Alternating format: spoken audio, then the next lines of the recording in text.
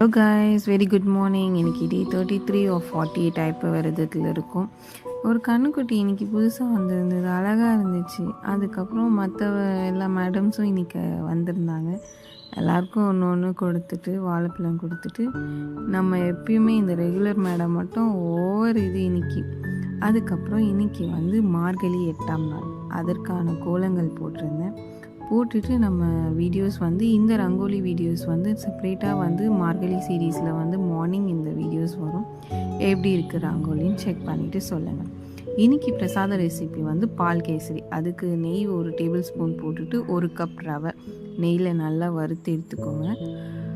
நல்லா வறுத்து எடுத்து ரோஸ்ட் பண்ணதுக்கப்புறமா அந்த 1 கப் நம்ம ரவை எடுத்த அதே கப்பில் 3 கப் பால் எடுத்துக்கோங்க. காய்ச்சின பால் எடுத்து நல்லா கைவிடாமல் கிண்டிகிட்டே இருங்க. கொஞ்சம் பிடிக்கிற மாதிரி இருக்கும், அதனால் பிடிக்க விடாமல் நல்லா கிளறிக்கிட்டே இருங்க. அதுக்கப்புறம் நம்ம நல்லா இந்த மாதிரி டபுளாக வெந்து வரும். ரவை வந்ததுக்கப்புறமா நம்ம எந்த கப்பில் ரவை எடுத்துருந்தோமோ அதே கப்பில் 2 கப் நான் சுகர் ஆட் பண்ணியிருக்கேன். சர்க்கரை ஆட் பண்ணிவிட்டு நல்லா கிண்டி விட்டு ஆஸ் யூஷுவல் முந்திரி திராட்சை வறுத்து போட்டிங்கன்னா சூப்பரான பால் கேசரி ரெடி ஆயிரும்.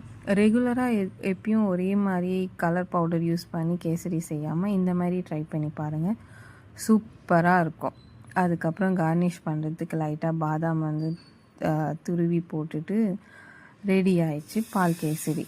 ட்ரை பண்ணிவிட்டு எப்படி இருந்ததுன்னு சொல்லுங்கள். சாமி கும்பிட்டு ஆஃபீஸ் கிளம்பி